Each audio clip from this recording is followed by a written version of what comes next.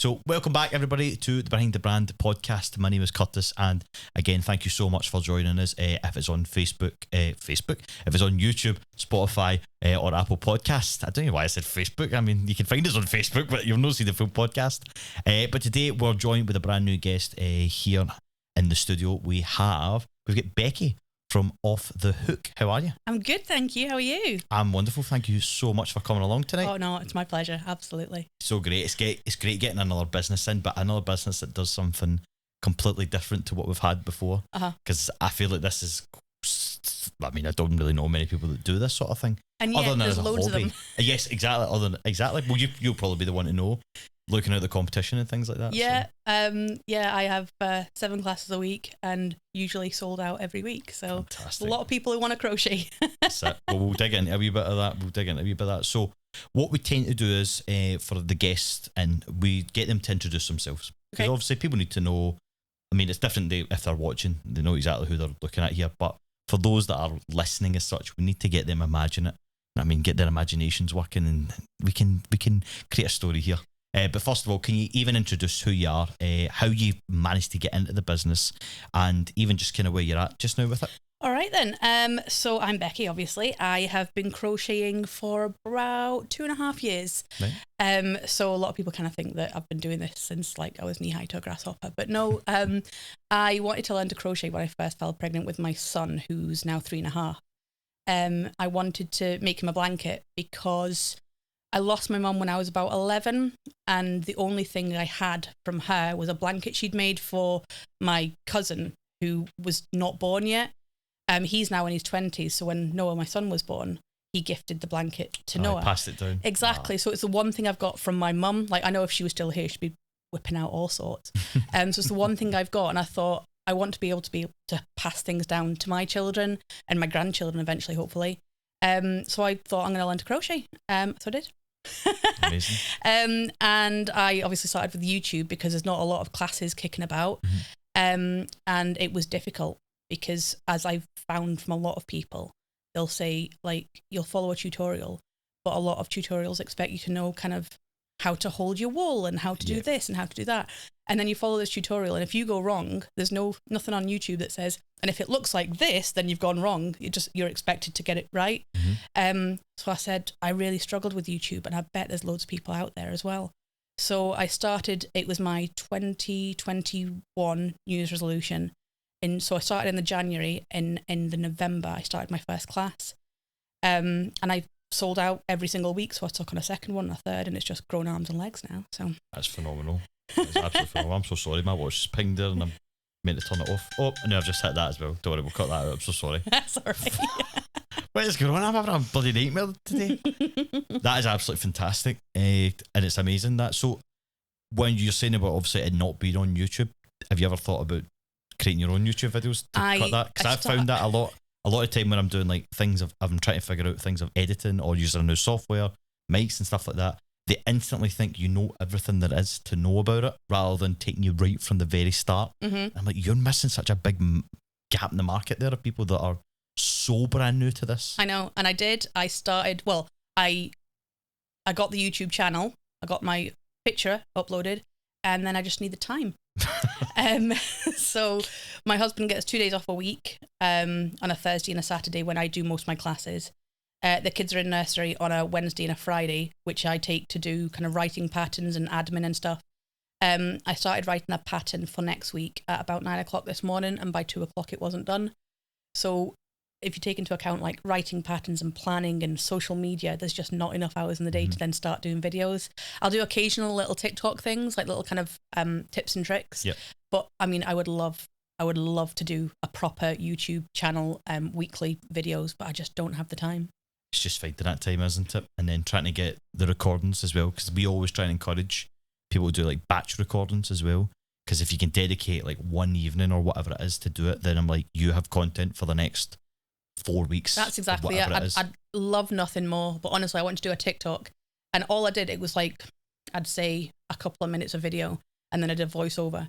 And by the time I've edited it and such a long process, isn't it? And I was like, there's just no way. I mean, a YouTube channel is like a job in itself. It is. So I mean, if I wasn't teaching as much, then maybe. But you know, eventually the kids will go to school and I might have a bit more time on my hands. So yeah. I think that's why a lot of people get frustrated with YouTube, that their channels don't grow. Yeah. Especially when it comes to it, you because they don't.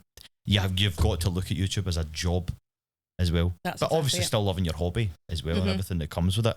So this was technically a hobby that then you've turned into a full grown business as well. I just started a class and I thought I'll see if anyone's interested. And then, like I say, it grew arms and legs. And all of a sudden people are saying, like, you're going to have to register with the HMRC. And suddenly I've got this business and I've got to do tax returns. And I don't know what I'm doing. So yeah, it's Don't worry, nobody does. You'll get to a point where it'll come second nature. Don't worry. Good. That's why there's people out there. That's why they get paid to do that stuff. You know what I mean? Yeah. Let the professionals handle it. Again, with your video and stuff like that as well, let them handle it. Get them to do it for you. Yeah. But it's about that. It's making time, as you say. And if you've got a busy family life, and that's kind of the reason, like, we get people like yourself on as well, because people that are listening that are thinking about starting their own business and things like that are like, well, my life's so busy with family and things like that. But we're like, if you don't take the chance of doing it, you're never going to find out if you actually. Well, that's exactly it. I mean, initially it was just a little Saturday afternoon, a couple of hours on a Saturday, and I was like, well, like I said, my husband doesn't work a Saturday, so that was fine. And then another opportunity arose, and it was just a case of like, can we spare the time? But now I think I've reached my limit. I think 7's probably the most I can do. Although saying that, is that days or people within the classes? Sorry. So 7 classes a week. The maximum I'll have is 10, depending on the location and how many you can fit in comfortably. So Hugs and Mugs in Renfrew, I've just started there, and I take 6 comfortably there. I think anymore it gets a bit cramped. Right. But on a Saturday afternoon, I'll do Johnstone Morrison's, and I can sit 10. I could probably sit more, but then you kind of lose the interaction with people. Yeah, of course. So yeah, I think things can be missed as well. Exactly. People tend to not, like, some people do, but some people won't speak up if they're getting it wrong. And then I'll eventually get to them and they've done all this wrong and I've got to pull it all out. It's awful. So I think if I could take any more than 10, I wouldn't. I think 10 would be my maximum per class. But yeah, 7 classes a week between 6 and 10. And yeah, it's a lot. There's a lot. You got patterns to get printed out and enough wool to get for everybody. And yeah, it's just. So what is your ideal like prep then? What, like, talk me through your step by step, how you would prep everything. So I've got my pattern to write. So I'll write a pattern every week. So what actually is that? So anything to do with crochet, anything made with crochet requires a pattern. It's like if you're baking, you need a recipe. All right, okay. So it'll basically tell you what you need and what you're going to do with those things. And that's exactly it. So what I've found is you can write it in charts, and a lot of people look at it and go, that looks like hieroglyphics. It's just like little symbols that mean things. Okay. I prefer that. And there's a lot of people that do, but a lot of people that prefer the written version. So I've got to make sure that I have both. So I've got to do the symbols and the text, make sure they're aligned, I'm not missing anything. Then I've got to get them printed out, obviously. And that's a case of looking at who's bought tickets, because you can buy a ticket to my class where you don't want the paper pattern, you want to just have it emailed to you. It's making sure that I've got enough paper and not too many. I have someone in stock as well in case somebody says to me, I missed that week, can I do that instead? And then I've got to make sure I know who's coming to my class. If I've got regulars coming, then it's an easy night. If I've got newbies coming, I mean, it's an easy night anyway, but it's more involved because obviously I've got to start them from the very basics and kind of watch over them, whereas with regulars I'll be like, there's your pattern, give me a shout if you need me. So Paisley last night, for example, everybody was a regular, and we just laughed and laughed all night. Like I don't think I did any work. I think maybe 3 people said, like, what does this mean now when it means that? And they went, all right, okay, cool. And then we just laughed all night. At one point I was on the floor crying with laughter. It was just ridiculous. And then you'll get weeks where, half the class are brand new. And so I'm just focused on them and making sure the regulars are okay. But what's really nice is that you'll find if I get kind of half and half, if I'm dealing with one newbie, a regular will jump in and help one of the newbies. That's quite good. Yeah, it's really nice. And so really you're building a community. Yeah. Exactly. Which is amazing because I now get messages constantly, which I've asked for. I say to people, if you make something, message me and let me know. I'll put it on social media and tag me. And I get it constantly. And I also get messages from people saying, I'm trying to make this pattern. What does this mean? So it's incredible. Like you say, it's a proper community. Yeah. So I started a Facebook group and now people can ask each other just questions. About to ask you that if you've got a Facebook group on there. So I've got my page where I post all my notifications and things people need to know, but I've also got a page where people can share ideas and ask questions about, missing a ball of this yarn. Does anyone know where I can get it? And somebody will go, oh, I've got one spare actually. And it's really great. But going back to the original question, which was how do I prep? Making sure I've got enough yarn for everybody. Some people like to bring their own again, so it's making sure I don't over-order. Again, that was another one I was going to ask you. Do you supply everything? I do. I can do. I mean, like I say, I do different ticket prices, so I can do a kind of like, I'll bring everything. I'll bring the pattern. I'll bring the yarn. I'll bring enough for you to go with. I always have hooks on hand. I've got the most insane amount of crochet hooks in my ever. Because obviously, if I turn up to a class, I'm guessing that's where the play on with the name comes in. Hooks off the hook. I wondered that. I was like, where did the hooks come from? There you go. I'm a newbie, so. Well, I always say knitting is needles and crochet is hooks. And everyone goes, what's the difference? Crochet is one hook, knitting is two needles. So there you go. Anybody was one done there. So making sure I've got enough equipment for everybody, making sure I know that everybody's ability. So I'll put on whenever you're booking a ticket, I'll say like, what's your experience? So my regulars, I'll just kind of put something stupid. Usually a fun fact. Did you know a group of flamingos is a flamboyance? That's right. I get like little fun facts if it's a regular, and if it's a newbie, they can say, oh, I tried it when I was younger, or I'm not quite sure what I'm doing, or I'm working on a pattern, can you help me? And so I know what I'm walking into. And then once I know what I'm doing, obviously I check it every week, so people kind of maybe reschedule or book in last minute. And then off we go. And is it just one class per night, or do you do separate classes? Tuesday I have one in Paisley and an evening. Thursday I do a Thursday afternoon in Paisley and a Thursday night in Shawlands. Okay. Saturday I have Saturday morning in Dumbarton, Saturday afternoon in Johnstone, Saturday evening in Hugs and Mugs in Renfrew. And I also do a Friday morning at Erskine Arts. Right, okay. But that's a free session. I work in tandem with them, and we provide a kind of free crochet class for people to come along. So some people can crochet and they'll come along for the social aspect. Some people can't, and they just kind of want something to do with their time. So yeah. It's a good wee way to pass the time as well. It's addictive. I know. I only know one other person that does crocheting, and some of the stuff that she makes is absolutely phenomenal, and the scope that she has as well. Because I think she does so I like a bit of Disney and things like that. So she tends to make like Disney things, or she'll make things for like newborns and things like that as well. Because I think with everything she makes, she donates quite a lot of it to, you know what I mean, like premature babies and things like that as well. Yeah. So there is obviously that amazing side to it as well, and she works really hard at it, and some of the stuff's absolutely amazing. Like some of the potential stuff that you can make, I mean, that must be phenomenal. Yeah. Is there like no idea that you've ever been like, that's totally off the cards? Oh no, not at all. I will absolutely, and I try and do it all. Like if we're doing a certain stitch, for example, so like if you look at a blanket, it's a certain stitch repeated over and over again. Like they're crochet stitches, you can't invent them. I mean, like, don't get me wrong, there are people who do invent new stitches, but generally speaking, if I'm doing a stitch, I'm doing a stitch. Yep. But if I'm doing something, it's called amigurumi stuffed toys, and I'll try and write my own pattern for that, mainly so I'm not stealing somebody's pattern that somebody else has worked on and trying to get credit for it. So yeah, this week we're doing rubber duckies. Oh, brilliant. That's right. I got shown your promo. That was brilliant. Yeah, we're doing rubber duckies this week. And then in a couple of weeks we're going to do little mini donuts. Oh, brilliant. Need to start making those jelly cat things as well. Oh my god, yeah. But the yarn you have to use for that, it's like teddy bear yarn, and it's like everyone who knits or crochets will tell you it's a nightmare to work with. So is there actually different types of things? So it's not just the same thing that you use? See, there's so much more to this than just being like, yeah, I'm just going to rock up and start crocheting. It's really, some may class it as an art. You know what I mean? Well, if you want to call me an artist, Curtis, I'm not going to stop you. Hey, listen. If the shoe fits, you know what I mean? If the boot fits, one of the sayings anyway. That's amazing. Just the everything that goes on behind it. Because I'll be honest with you, totally naive. I would have thought it was just coming together and stuff like that. Great community type thing, you know what I mean? Bringing people together. But I think what I was asking for, and I'm glad you kind of clarified what kind of the routine and where you are and things like that. We'll maybe dig into what sort of venues it is that you go to, because it might be some people be like, oh, I'd live around the corner from that. But you don't do like a beginner, intermediate type class. It's all everyone's welcome. So if you can crochet and you want to just kind of come along and meet people who can crochet or learn something new, I have a lady who comes occasionally, mainly for amigurumi week. But occasionally I'll do like a stitch or something that she's not familiar with and thinks, oh, I'll come along and learn that. She can crochet, so it's a case of just giving her the pattern, and she just comes along, gets involved, asks any questions if she's not too sure about it, and just kind of gets to know everybody. I get a lot of kids come to my class, and they are brilliant. The youngest I've had was a few weeks ago, and she was 7. Brilliant. And she just picked it up phenomenally. It was incredible.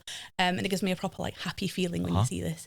You're passing on your knowledge. Well, it's, You know what I mean? it's incredible. And her mum came with her, and her mum was like, my mum can do all this kind of stuff. It skipped a generation, and now my daughter wants to learn, but I don't know how to show her. So she brought her to the class, and her mum was so enthusiastic, bless her.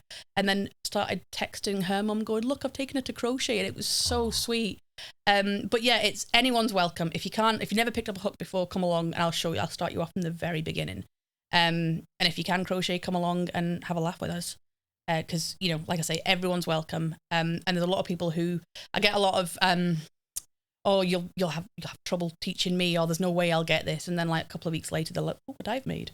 Do you feel like that? Do you feel like you get a couple of people that are like, I've done this for ages, like I know what I'm doing when it comes to it? Because it sounds like there's still so much to learn.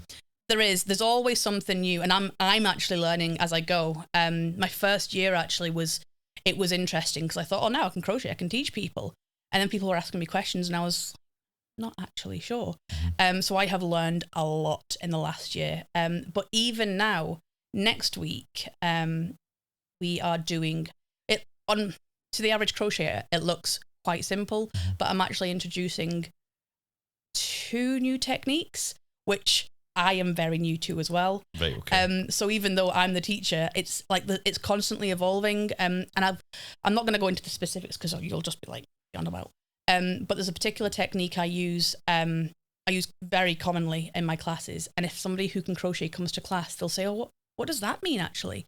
And anyone who's been taught it goes, "It's life-changing." And it's the smallest little thing, and it's life-changing. And surely enough, they go, "This is life-changing." It is. They go, "I've been doing it this way." And everyone goes, "Oh, don't do it that way. No, that's wrong." And it's so funny. You always pick up little tips and tricks. It's so funny. Does it turn into a bit like a cult? I mean, it has been said. Yeah, on more than one occasion, it's a little bit culty. Brilliant. I could just imagine them all like, she used it the wrong way. Anyone who I've taught or been to one of my classes is going to start laughing when I say this, when they watch this or hear it, because I have a thing about stitch markers. I can hear everybody laughing now. You have to mark your first stitch, otherwise you'll get lost, or you don't know where it is, and it goes all wonky. And the amount of people who come to my class and they go, "Never knew what a stitch marker was for," and everybody who's a regular goes, or you get somebody who goes, "No." Yeah, totally. And there was one lady who she came to class a few weeks ago. She was lovely, and she could crochet. She brought all this crochet she could do, and she was like, "I want to learn. I saw you posted about this. I want to learn this." And she was like, "Is this right?" Because it was the new technique I was telling you about. She said, "I've never done that." So I said, "Yeah, this is how you do it. Don't forget to mark your first stitch." And she said, "What does that mean?" And honestly, you could have cut the tension with a knife. Everyone went, "Oh, Becky." And I went, "I know, I'm sorry. I was like, "She's new. She doesn't know she's new." Please excuse her. I tell them I've got a rule for everybody who I teach. The first 3 classes you come to, I'll remind you to use a stitch marker. After that, if you forget and it goes wonky, I will laugh at you. Do you feel like everybody's OCD becomes heightened when it comes to it? You've got to do things in a certain way to do it. See, I just don't know if I can. It's like sticking in the cones. I just don't know if I can do it. I just don't know if I'm getting. Don't get me wrong. I've I've got one particular friend, hi Gemma, who just crochets. She just goes rogue. She doesn't know what she's going to crochet. She just picks up a hook and goes, "I'm going to see how I feel." And it's like one of those kind of artists that just picks up a brush and just does whatever.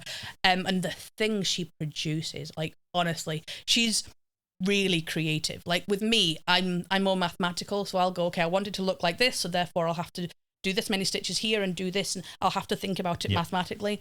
She's so creative. She just goes with the flow. Yeah. She's the only person who's shown me something she's made and I've actually cried. Like honestly, I'll try and describe it to you. She handed me this blanket that she's been working on, and immediately I was on a beach in like one of the Western Isles. It just took you there. It was phenomenal. All different stitches and the colours, and it was just, and I went, "Oh my God, have you got the pattern?" And she went, "Oh, I've made it up."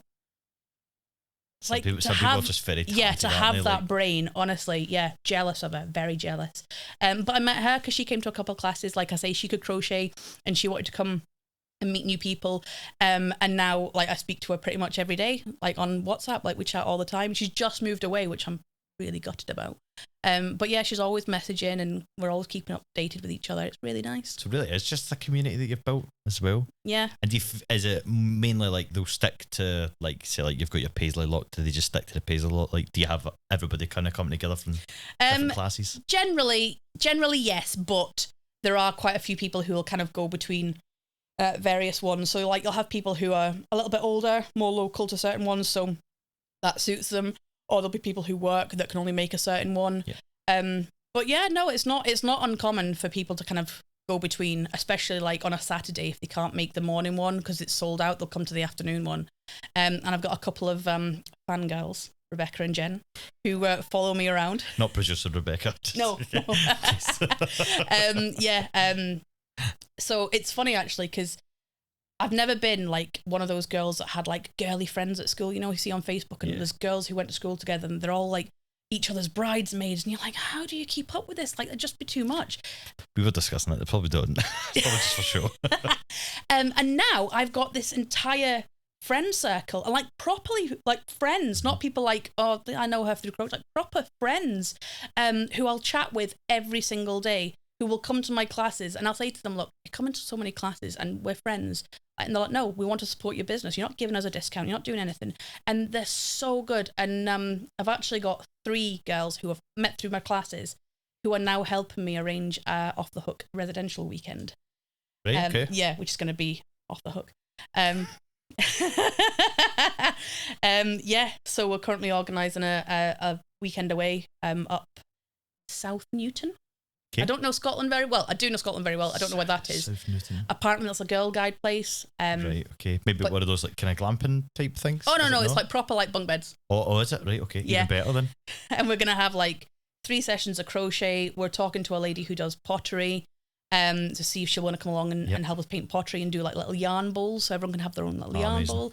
And we're talking to a yoga teacher. So yeah, it's a proper retreat that you're aiming for. That's amazing. But I couldn't have done it without these girls. I couldn't have done it. I just happened to meet them through my classes and we've just all become really good friends. Yeah, it's amazing. Like one of them in particular, Rebecca, it's funny actually, you know when you meet somebody and you go, oh, we're going to be very good friends, like immediately. And in the comments that she put when she was booking her first ticket was, I've always wanted to learn this witchcraft and now it's time. I want to be a witch. And she walked into my class and I was like, we're going to be friends. Yeah, we're going to be friends. And honestly, message each other every day. She's looked after my kids before. Like we've been out for lunches and yeah, she's just one of my best friends now. And there's so many people who meet through classes and they start coming to classes together. It's so nice to see. It really is. Yeah, proper little community. So nice, Becky. That's really nice. It's nice that what has become, as I say, a hobby to a business has become more than that. You know what I mean? And this is the idea of behind the brand, because we actually get to meet the real person behind it rather than people just seeing your brand. It's just a brand. At the end of the day, like people are getting to know you. And obviously that's working for you when you're doing what you're doing because you're building friendships, you're building relationships with people. And now you're looking at other kind of ways of doing it and you're like, let's do a retreat. Because it'll just bring everybody even closer together. Yeah, exactly. Might bring some apart, but bring David Tilly. Especially if it's bunk beds and they don't get the top bunk, whatever. Take to be in the bottom. Oh, not a fan. Yeah, so no, it's fantastic. And then there's the whole, we all kind of look out for each other as well. So there's a couple of people who have messaged me and said, oh, I'm not going to make it to class for either a week or however many weeks. I'm just not doing very well. And suddenly that opens up a whole kind of looking out for each other and making sure that people don't feel alone. And I mean, I mention mental health on my Facebook a lot. And one, it's amazing that they feel comfortable enough to talk to me and say, I'm not having a good day, I'm not going to be at class or just whatever. And it means that they then have somebody they know is looking out for them. So I've got a few people who currently aren't at classes because they're struggling. So I'll check in with them every kind of few days and just message them. And being on the other side of that myself, having somebody check up on you and it just makes you feel like you're not alone.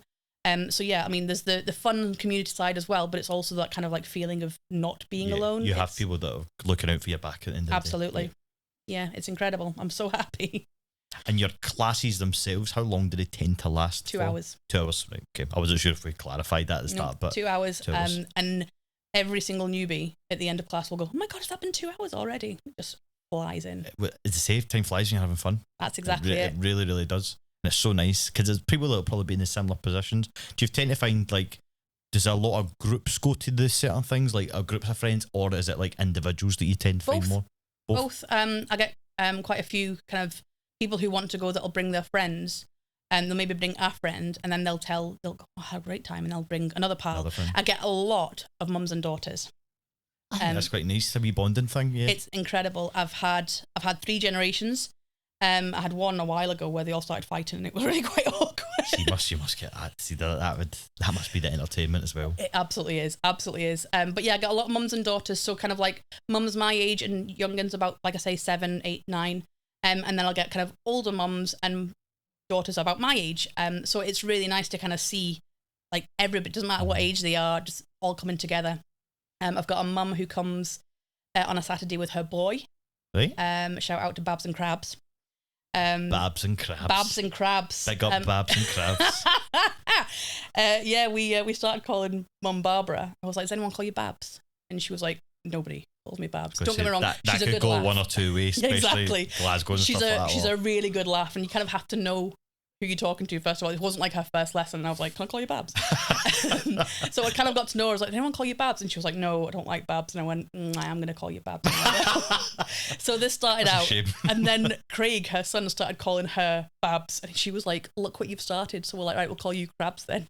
So we got Babs and Crabs. I bet you shut that up quite quickly, didn't they? No, they embrace it. They absolutely embrace it. That's good. He'll message me and be like, "I'm stuck on this. Hi, Becky, it's Crabs. I'm stuck on this. Can you help me out?" It's like the guy from Harry Potter, isn't it? Crabs. That's amazing. It's good though, and I think like that, it's not just a one like gender thing. You know what I mean? It's really open for anybody. Everybody. Yeah. I've seen amazing things. Like you've seen like I actually think I seen stuff on socials the other day, and it was not the other day, but a wee while ago. Sorry, and it was like a guy similar to what I've seen about the woman that I know. He's like he works in a children's ward, but that's what he does while he's sitting there. I think it's a security guard. And he crochets a lot of stuff and then gives it to like the infants and stuff. That's incredible. It's just amazing. It is, and it must be like so good for like separating yourself from the real world for a wee bit as well. Like mental health. I get your classes are all about fun and the whole community side of thing, but I'm like you tend to think people will probably pick it up now when they're at home, picking up wee bits and bobs, and they're like, I'm just going to start doing it. Yeah, coming and showing you what they made. That's exactly what I made. I made this. I get that. We have show and tell every class. I love that. Because somebody will, like, people bring in what they've made. I had a girl who, I say girl, like they're all, like she's my age. And she started a while ago, actually, a few months ago. And I taught a particular stitch and it looks like little tulips. And she was like, "I love this so much, I want to turn it into a cardigan." And I found a cardigan pattern that I kind of want to. So you could fully make. Wow. She was like, "I want that cardigan, but that stitch, how do I do it?"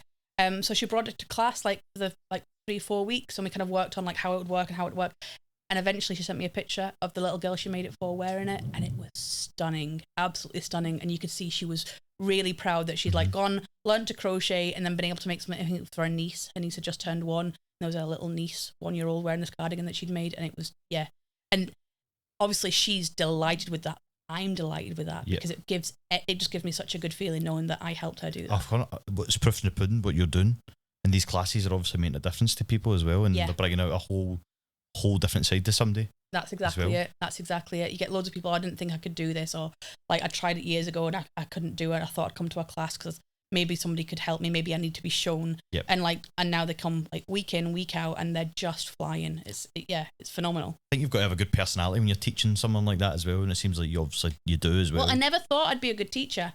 When I first started, everyone was like, "Oh, she's so patient," and I sent a screenshot to my auntie, and she was like, "Patient?" I was like, "No, I know. Who'd have thought it, eh?" But it turns out having 2 kids makes you more patient, apparently. I never thought I'd be a teacher of any sort. But yeah, it's brilliant because I somehow can adapt to everyone's personality. I mean, don't get me wrong, there are some times when I'll say something and go, "Oh, that has landed badly." Yes. But like over the weeks of getting to know people, you know kind of where the boundaries lie. So I'll have some people who are not as kind of outgoing and they're quite quiet and they just do their own thing. So I'll know how to speak to them and work with them. And then you get some people who are like larger than life. And although I can have a lot of laugh with them, it's also about how to kind of say to them, there are other people present. Yeah, you've still got to be mindful. Yeah, exactly. So yeah, but like I said, I never thought I could do anything like this. And like I thought when I first started my class, 6 people around a table, and like grown arms and legs. Yeah, and literally.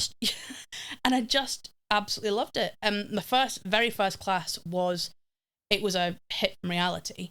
I had a girl there who was very, very introverted and didn't even want to really look at me. Ah, okay. She wanted to learn to crochet, but was very wary about other people. And she came to classes for ages, and the things she ended up making, and she started speaking to me, and it was just amazing. There were people who came to the same class and got to know her. I say to them like, oh, she spoke to me today, and they'd be like, no way. It wasn't even she was encouraged to speak to me. She'd say she was getting comfortable. Yeah, that means the world. Because I'm clearly doing something right. She also finds your place safe. That's exactly it.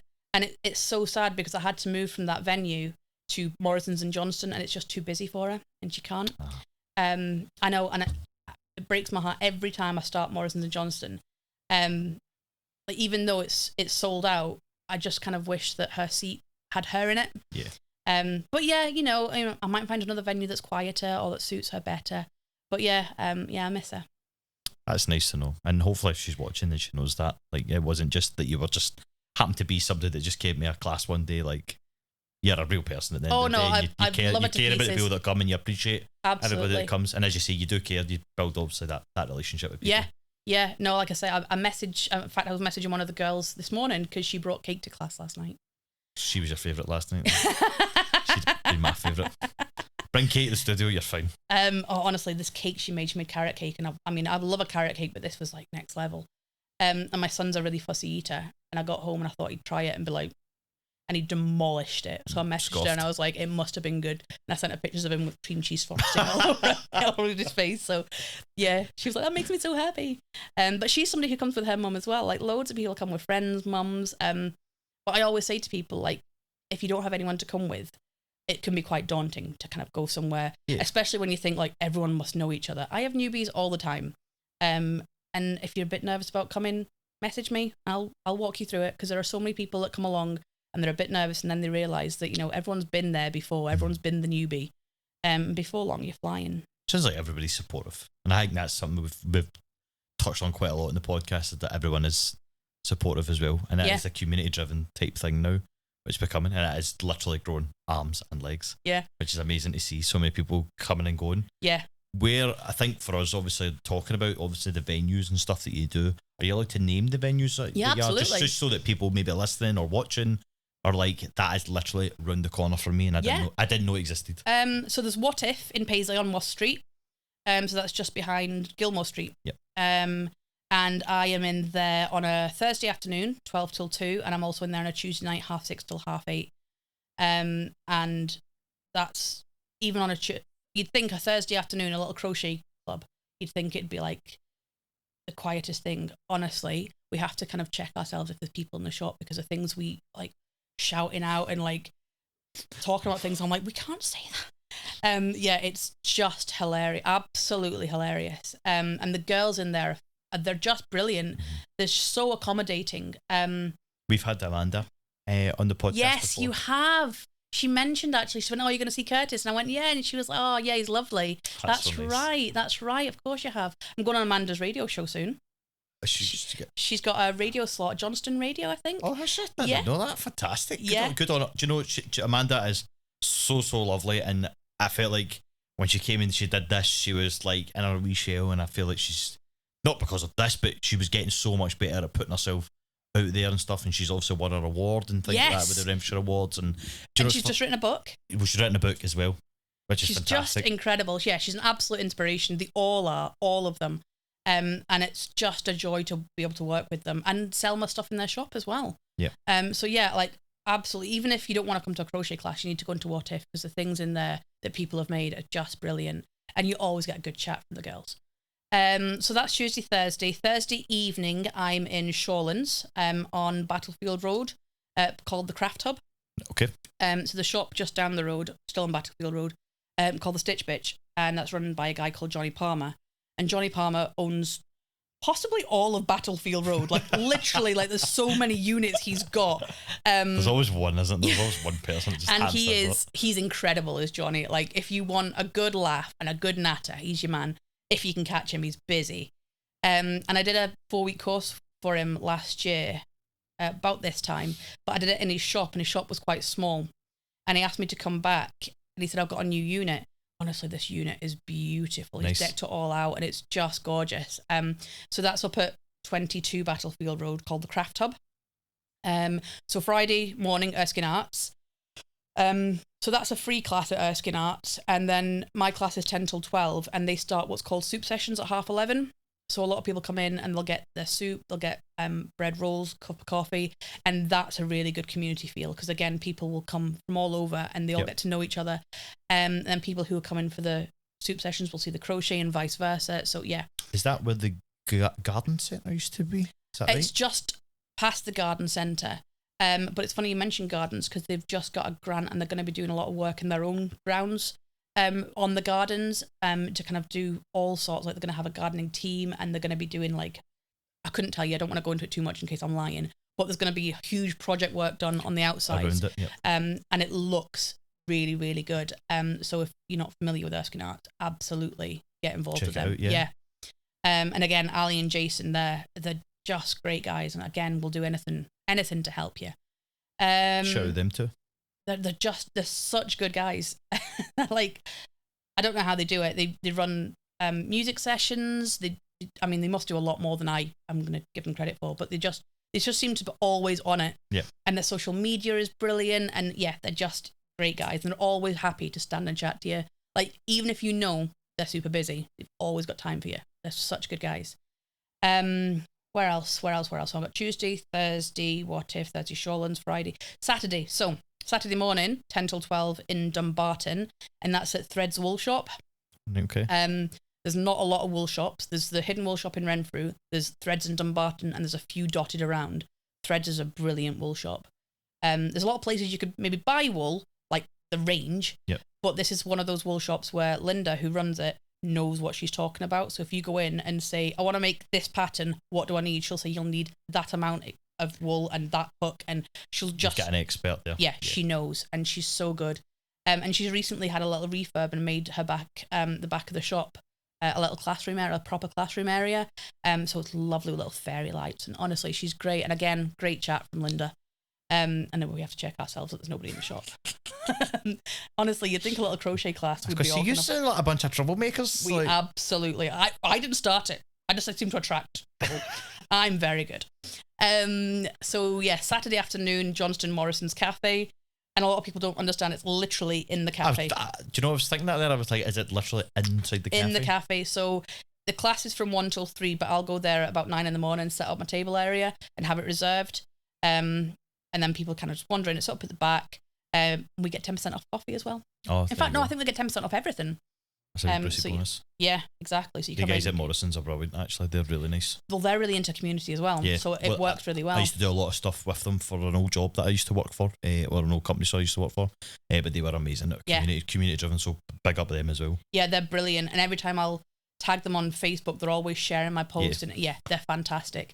And what was that woman's name? The wee woman, it was like community champion. I don't know if she's still there or not. At Morrison's, I think I want to call her Jackie, and I'm going to feel terrible if she's not called Jackie. I feel you could be right, but there was a wee woman. But just sorry to think of this. I'm just thinking back because there was one woman in particular that was the champion there, and she was just fantastic, absolutely phenomenal what she did. Yeah, they're brilliant. The manager's been lovely with me as well. Come down and had a chat with me about what you can do to help me. It's just they're brilliant. And then Saturday evening, Hugs and Mugs. So I've just started at Hugs and Mugs. So last Saturday was my first class there. Before that, I was in the Hidden Wool Shop. But Hugs and Mugs, a little bit more comfortable. And I've got coffee and cake as well. Yep. Well, they're very new themselves. They're very new. So 2 Saturdays ago, on my way to the Hidden Wool Shop, big shout out to Hidden Wool Shop, by the way. Again, another great shop that if you want to know about wool, you go to them. Yeah. The Jane and Lisa in there, are the ones I know, and David who runs it. I mean, they're just fantastic. And I think a lot of people were like, "Oh, you've left Hidden Wool Shop. What's the gossip?" There is no gossip. No, they're just wonderful people, and I will not stop recommending their shop. It's just incredible. But yeah, we moved to Hugs and Mugs because just a bit of comfort. The seating in Hidden Wool Shop was just not great for people who were coming. I've got a lady in her 80s, a few people in their 60s, some people with like back and muscular issues. So we just found more comfortable seating was easier. So in Hugs and Mugs, two weeks before, on my way to Hidden Wool Shop, I popped in for a coffee. I was like, oh, it's brand new, opened that weekend. And I met the manager, and I said to my friend Rebecca, who I was telling you about, my new best friend, and I was stood with her, and I was like, oh, I could do a class in here. And we looked at each other and went, do a class in here. And surely enough, I'm just sat chatting with the manager. Yeah, properly. We spoke to the manager, we spoke to the owner, and I was like, Rebecca, I've got to get to class. And she was like, leave it with me. She's my girl is Rebecca. And then she came into class and she was like, I think they'll take us like next week. So yeah, I went in the following day, which was the Sunday, spoke to Steph myself, had it all organised, but it was so good that we went back in the Monday and had breakfast there. I don't know if you've been in yet. Unfortunately, not been in yet because it is super, super new. Do you know, actually, I was actually walking by for lunch and I was thinking, where can I go for lunch down here? And I walked right by it. And I was like, there's no way I'm getting served on it because it was heaving. Absolutely heaving. I was like, there's no way I'm getting served on it. Which is just a credit to itself because obviously, if it was rubbish, people wouldn't be in it. That's exactly it. So, it's so good. We went in on Sunday. I took the kids in for cake, and again, Noah, bit of a fussy eater, demolished the chocolate cake. I had my 1-year-old eating lemon drizzle cake, but then she eats everything, so that's not really a thing. And I had cherry and chocolate cake. Oh my god, it was so good. Went in the following day. Noah had chocolate cake again, and I had scrambled eggs. And I'm a bit funny when it comes to scrambled eggs. Like they have to be done perfectly. Like American style, kind of a little bit creamy. Mm-hmm. And not most places you go, but I've been in places where they can like shove it in the microwave and hope for the best. They were good. Take really good care. They were so good. And you can see like, get them on the podcast. Oh no, definitely. They've got like chefs in the back, not just kind of like people with microwaves, proper chefing. Yep. And Steph, the manager, I have never seen anybody work so hard all the time. I went on the Saturday, she was there. Went on the Sunday, she was there. The Monday, she was there. And then we went on Saturday evening for the class, and she was there. And I was like, she just doesn't stop. She just works, and she doesn't stop smiling. Like, you'd think, like, after a while, it might take its toll. I hope she doesn't burn herself out. I hope she doesn't. Please rest, Steph. Please rest. Yeah. We need you for the podcast. She is brilliant. So yeah, big shout out to Steph, because whatever she's doing it right. It's great in there. Amazing. And for those that are aware of the studio, it's literally a stone throw away. It's like down there somewhere. Yeah, other side of Town Hall. I don't know what direction I'm at. But yeah, beside the Town Hall. Yeah, pretty much. And I think that's it. So Tuesday, Thursday, Saturday, Friday. Yeah. Amazing. And how would people get in touch with you to like book in for a class? How would they do that? So you go to my website, offthehookwithbecky.co.uk, and there's a whole different bunch of options. One of them is book now. Okay. You click book now, it tells you a list of classes, how many spaces are available, or if they're sold out. If they're sold out, you can go into my waiting list. So if somebody reschedules, I'll send out a notification to anybody on the waiting list. That's quite cool. Or if it's not sold out, book in a space. I also I post about it on my Facebook once a week. I've got a WhatsApp community.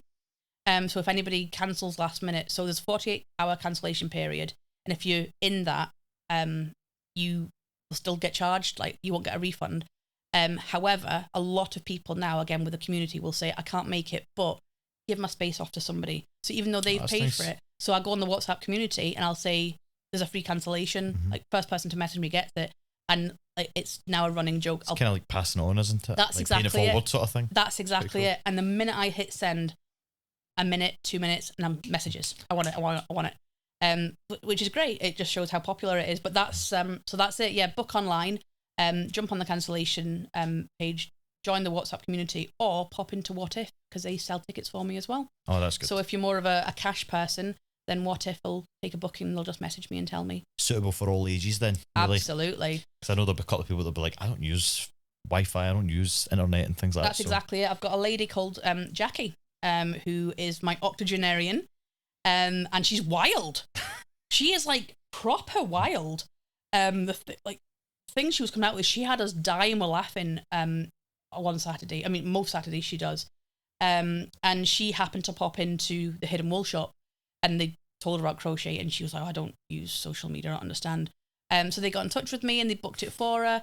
So yeah, if you're an in-person kind of person, go to What If, or message me. Yeah. Like, get somebody to give me a call, or call me yourself. If I don't answer, I'll get back to you.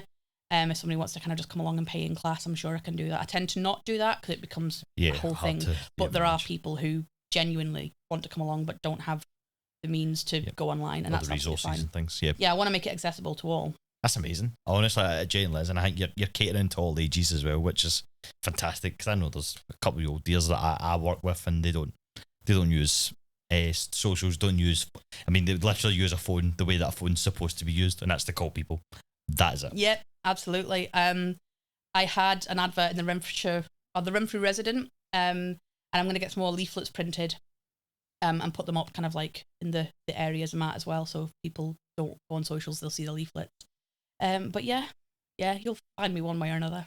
Amazing. Honestly, I've really, really enjoyed this. It's been so nice actually hearing about your business as well, because I wasn't sure what to expect, obviously, when it comes to crocheting as well, but there's so much scope for it as well. Yeah, there's a lot going on. There's hooks as well. I'm doing ergonomic hooks. I'm launching a range of ergonomic hooks. Amazing. Because obviously you know what that means. Yeah, yeah. Come on, hooks. I mean, research. Come on. What's your just to kind of come at the end of the podcast? What is your favourite thing to make, or what is your favourite thing that you have made? Oh, you've put me on the spot. I'll tell you what my favourite thing you've made is the Baby Yoda. Love that. He was a lot of fun to make. He did kill my fingers though. Oh. He did absolutely. He was really tight stitches. So yeah, he killed my fingers, but he looked good. And if I could have kept him, probably that. But I think possibly my favourite was when I was first starting, and I didn't know about different hooks and different yarn and whatnot. And I saw a pattern for a unicorn, and I was like, oh, that's a cute little unicorn. But I used like super chunky chenille wool, thinking, I don't know. And I'm not joking, this unicorn came out this big. It was massive. I was like, oh my God. It was It's insane. so fluffy. Yeah, that's exactly what it was. It was huge. A big like colourful things coming off its head, and I was like, oh my God, it took me weeks. But yeah, I think that probably my unicorn. I gave her away actually. I gave it away to one of our friends' girls. I went to visit them, and I took I think I just like made loads of stuff, and I wasn't doing classes at that point.